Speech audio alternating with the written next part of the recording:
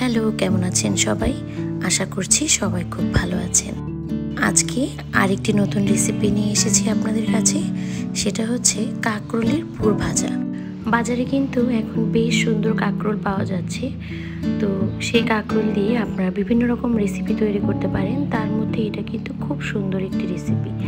এটা একটা নিরামিষ রেসিপি। তো প্রথমে আমি কয়েকটা কাঁকরোল নিয়ে সেগুলোকে মাঝখান দিয়ে অর্ধেক করে একটু জলে সেদ্ধ করে নিচ্ছি। এরপর এর মাঝখানে যে কাঁকরোলের বীজগুলো থাকে সেগুলো সব বের করে নেব। আর এপাশে আমি একটু সরিষা, একটু আদা আর কাঁচামরিচকে সামান্য লবণ দিয়ে ব্লেন্ড করে নিয়েছি। আপনারা চাইলে পাটায় বেটেও নিতে পারেন।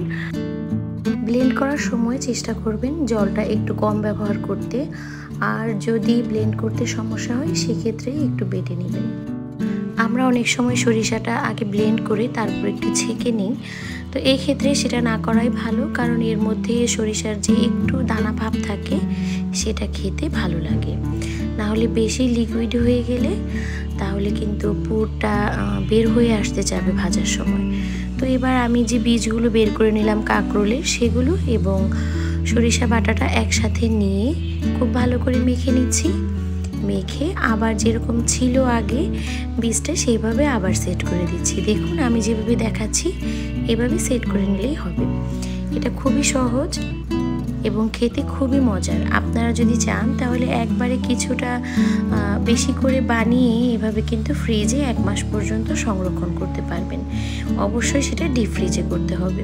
তো এই যে আমার পুর ভরা হয়ে গিয়েছে, আমি এখন একটা ব্যাটার বানিয়ে নিব। ব্যাটারটা বানানোর জন্য আমি চালের গুঁড়ো নিয়েছি, আটা নিয়েছি, হলুদ এবং লবণ নিয়েছি। সামান্য একটু তেল দিয়ে এবং পরিমাণ মতো অল্প অল্প করে জল দিয়ে ব্যাটারটাকে গুলিয়ে নিতে হবে। ব্যাটারটা খুব বেশি ঘন রাখবেন না, এখানে একটু পাতলা কনসিস্টেন্সি মতোই রাখতে হবে।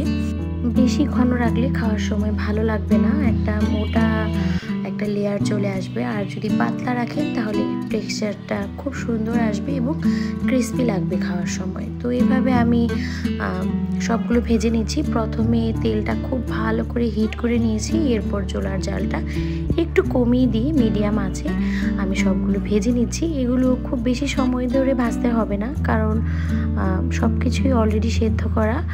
শুধু উপরের যে ব্যাটারটা আছে সেটা সুন্দরভাবে ক্রিস্পি হয়ে আসলেই তুলে নিতে হবে। তো আমি বানিয়েছিলাম কোনো এক সোমবার, নিরামিষ দিন ছিল সেদিন।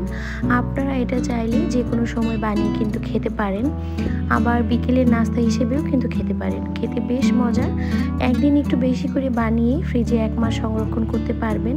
তারপর যখন ইচ্ছে হবে একটু ব্যাটারগুলি ভেজে নিলে কিন্তু হয়ে যাবে মজাদার কাঁকরোলের পুর ভাজা। তো কেমন লাগলো আমার আজকের এই রেসিপিটি অবশ্যই জানাবেন। ভালো লাগলে আমার চ্যানেলটিকে সাবস্ক্রাইব করে আমাকে সাপোর্ট করবেন। আজকে এ পর্যন্তই, দেখা হবে নতুন কোনো ভিডিও নিয়ে খুবই শীঘ্রই। আপনারা সবাই ভালো থাকবেন। ধন্যবাদ সবাইকে।